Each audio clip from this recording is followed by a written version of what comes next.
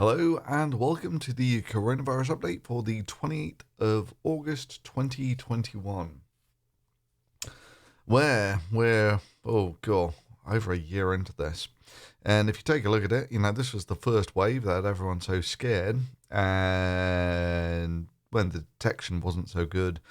And since then, we've had several big waves, and now we're almost, the world, if you take a look at world cases, John Hopkins has changed the way they've done it, by the way. They now give weekly numbers. But nonetheless, we're not at peak cases, but we're not far off. And in terms of deaths, it's not at peak deaths, but it's not far off either. So for the world, we're looking at about 4.5 million dead so far.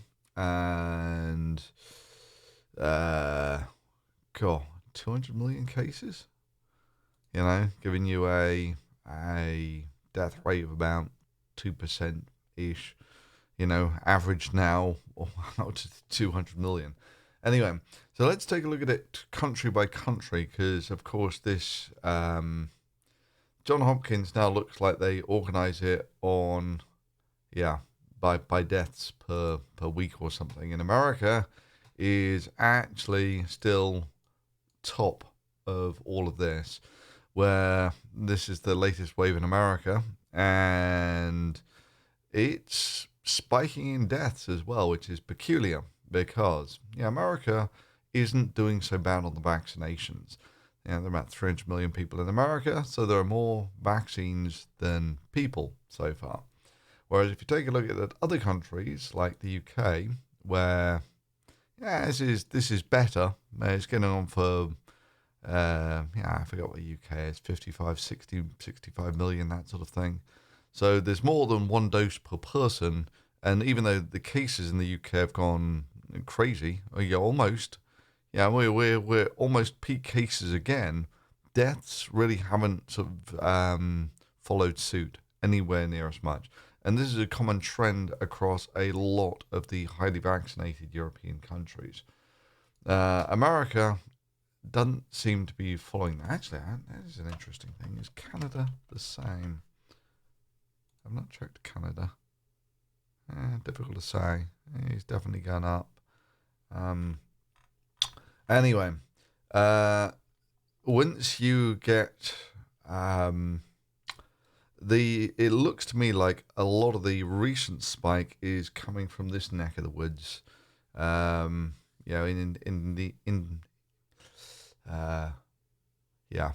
This part of Asia. So Brazil looks like it's doing okay. Indonesia, right? So this is one of these countries down in this neck of the woods. They had a huge spike and lots of deaths. Russia, by the way, is doing terribly. By the way, so is Turkey. Turkey is, they're that's not so good. Russia is at peak deaths. So, it's literally at peak deaths at the moment. And this is why I was saying that a load of these countries in this area are doing really badly at the moment. So you take a look at Malaysia, and it's like, holy mama. So this just goes up and up. Thailand is the same, and Vietnam also.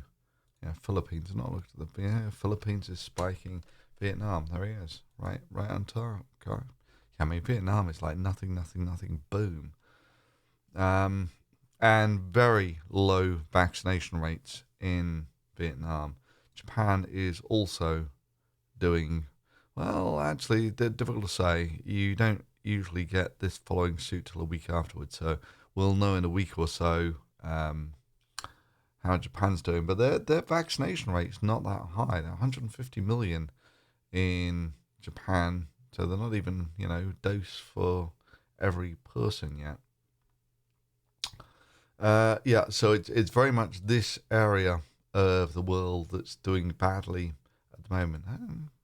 Take a look at South Africa. Yeah, South Africa kind of looks more like UK actually, but some of them. Okay, the European countries, they're all much of a muchness. Big spike in cases, small spike in big spike in cases, small spike in deaths. So the European countries are not doing so badly. Azerbaijan, I remember this. This one is just anyway. So the depressing bit is, of course, that you take a look at a lot of, I'm just going to call it mainstream media people covering this, and you get this thing which is from, okay, this one's Daily Mail, whatever.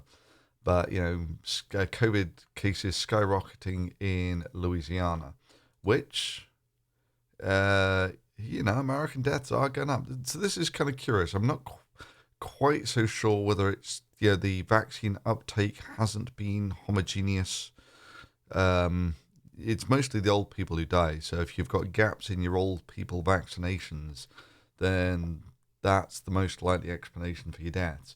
But, there are still people, well, if you're fat and middle-aged, you're still vulnerable to coronavirus.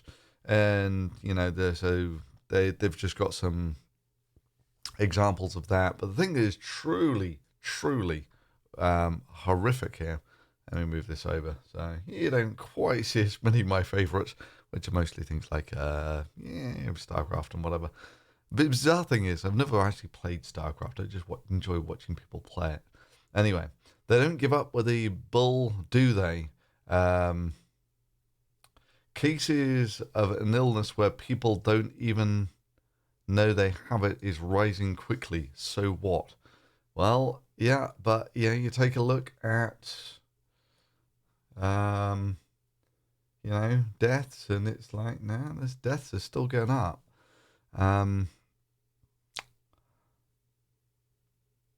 But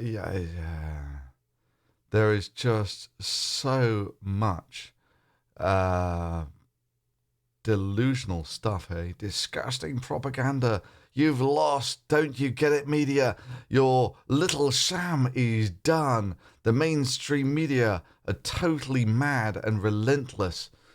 And it's like, well, actually, no. No one actually likes any of this crap. Right? I'd be more than happy if it's over. But the bottom line is that if you just take a look at coronavirus for the world, it doesn't look like it's done yet. I mean, all you need is one variant that sort of bypasses your vaccines. And you basically got an extra 5 million people a year dying from this. And you still get these people getting fed up with their BS right now. Just came here to leave a dislike. Nobody cares about cases. The propaganda is strong with this one. And it's not. It's... and then you come across stuff like this. Texas anti-mask freedom rally organizer fighting for his life with COVID. And if you come down to this one, you'll actually come to there's a GoFundMe with this one. It's always kind of sad when, this is sort of Darwin Awards level stuff, man who denies risks of crossing freeway gets run over or something. But anti-mask freedom rally organizer, and you go to the GoFundMe, and it looks like he's in pretty bad shape. He won't make it last much longer. Move somewhere comfortable. So.